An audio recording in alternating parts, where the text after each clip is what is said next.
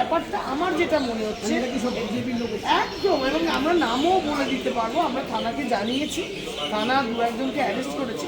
যতক্ষণ থানা না সবাইকে অ্যারেস্ট করবে আমরা থানা থেকে বেরোবো, থানায় থাকবো। এত বড় সাহস এদের! আজকে ইলেকশনের দিন, সবাই ইলেকশন করেছে, কোথাও কোনো গণ্ডগোল নেই।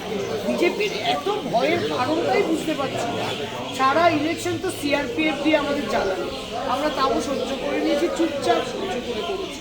আজকে আমাদের নেতৃত্বর গায়ে হাত দিচ্ছে। আপনারা ভাবুন তো, যদি এরা এরকম কখনো ক্ষমতায় আসে, বাংলায় আমরা বাঁচতে পারবো। সবচেয়ে বড় কথা, ভোটের পরে টিভিতে এক্সিট পোল দেখানো শুরু হয়েছে, তাতে ওরা ভাবছে ওরা ক্ষমতায় চলেই এসেছে। সকালবেলা কর্মীরা মারছিল 187, এখন নেতৃত্ব সেখানে দাঁড়িয়ে মানে এখানে নেতৃত্ব এবং কর্মী দুপক্ষই মার খেয়েছে, এবং অন্ধকারে খুব বাজেভাবে মারা হয়েছে। অঞ্জন দাসকে সবাই জানে, জেলা অঞ্চলে খুব বাজেভাবে মারা হয়েছে। আর একজনকে তো মানে আমার তো খুব ভয় লাগছে যে মানে ঠিকঠাক থাকতে হয়তো না কিছু হয়ে যাবে।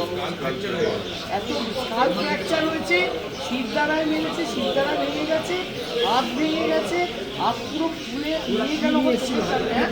ওরা লাঠি আর বড় বড় হাতলা ইট, বড় বড় হাতলা ইট ছুঁড়েছে, ইট বৃষ্টি। কোনো কারণ নেই, কিন্তু যদি কোনো কারণ হতো আমরা বুঝতাম যে হ্যাঁ তর্কাতর্কি হচ্ছে, কিছু হচ্ছে, কোনো কারণ নেই। এমনকি অঞ্জন দাকে জিজ্ঞাসা করতে গেছিল কেন, সেটা পর্যন্ত করতে পারেনি। করার পৌঁছানোর আগেই ওকে মানে ইট বৃষ্টি এবং লাঠি দিয়ে পাঠিয়েছে। অ্যাকচুয়ালি ব্যাপারটা আমার যেটা মনে হচ্ছে একদম, এবং আমরা নামও বলে দিতে পারবো। আমরা থানাকে জানিয়েছি, থানা দু একজনকে অ্যারেস্ট করেছে। যতক্ষণ থানা না সবাইকে অ্যারেস্ট করবে আমরা থানা থেকে বেরোবো, থানায় থাকবো। এত বড় সাহস এদের! আজকে ইলেকশনের দিন, সবাই ইলেকশন করেছে, কোথাও কোনো গণ্ডগোল নেই। বিজেপির এত ভয়ের কারণটাই বুঝতে পারছি না। সারা ইলেকশন তো সিআরপিএফ দিয়ে আমাদের চালানো, আমরা তাও সহ্য করে নিয়েছি, চুপচাপ সহ্য করে করেছি। আজকে আমাদের নেতৃত্বর গায়ে হাত দিচ্ছে। আপনারা ভাবুন তো, যদি এরা এরকম কখনো ক্ষমতায় আসে, বাংলায় আমরা বাঁচতে পারবো।